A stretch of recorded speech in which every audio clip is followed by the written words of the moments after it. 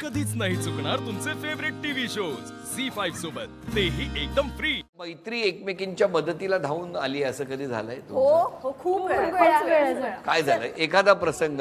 जेव्हा मी हॉस्पिटलमध्ये होते, जेव्हा एनेस्थेशियाचा तो असतो ना, तो त्यावेळेस मी फक्त हिचंच नाव घेतले होते. तर माझे मिस्टरांनी कोणाचं? गीताला तर माझ्या मिस्टरांनी कॉल करून तिला बोलून घेतले की ती झोपेत पण म्हणजे तुझं नाव घेते. मुलांचं नाही, मिस्टरांचं नाही, आईचं नाही, पप्पाचं नाही, कोणाचंच कुणाचं नाही. काय झालेलं, ती 2-3 दिवस आजारी होती.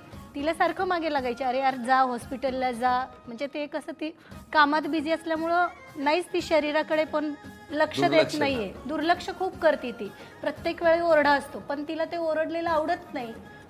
प्रत्येक वेळी म्हणत असते, कारण हेल्थ पण तेवढीच इम्पॉर्टंट आहे आपल्याला. आता काही गोष्टीचा राग येतो तिचा, मला पण येतो.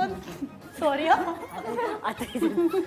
मला होतं तसं, म्हणजे परत भांडायला नको. भांडायला म्हणजे बरं केलं तुम्ही. इथं नाहीत भांडणार त्या. हा, आता नाही तेवढं भांडणार आम्ही मी. ताकीद करून आलो.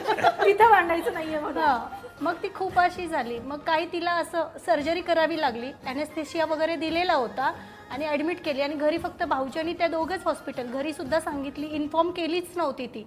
आणि ICUमध्ये तिचं ऑपरेटिंग वगैरे झालं, ICUमधून बाहेर काढलं. ती आणखी ॲनेस्थेशिया तिचा राहिलेलाच होता.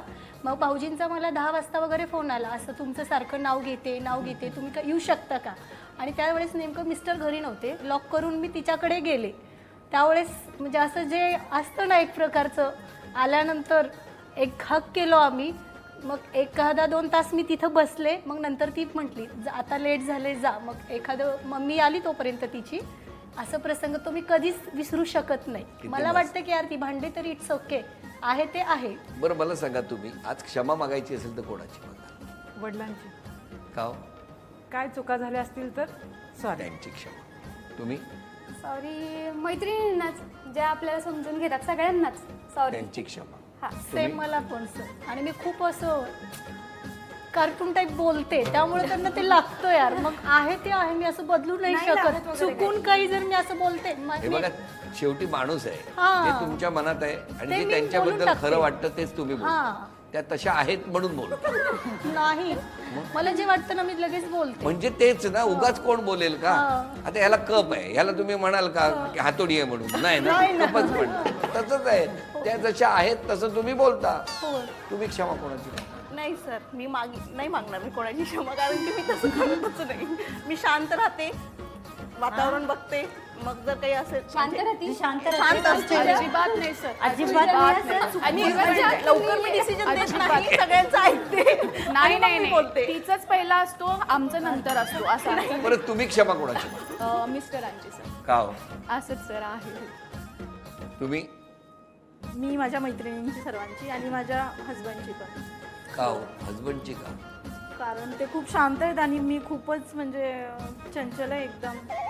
घरामध्ये खूप बडबड, हे ते जे काही आहे ते माझंच खरं असणार. म्हणून त्यांची हा, क्षमा. त्यांची क्षमा मागणार. आणि मैत्रिणींमध्ये हट्टी म्हणतो म्हणजे ना मी आपण, खूप हट्ट हट्टी. पुरवणारा. हा. बाल हट्ट पुरवायचे तसे बायकोची हट्ट पुरवायचे. म्हणजे या खूप हट्टी आहेत. हो.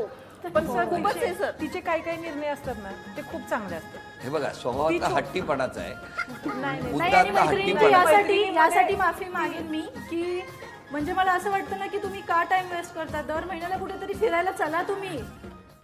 झी5 ॲप डाउनलोड करा आणि पहा सर्व एपिसोड्स एकदम फ्री।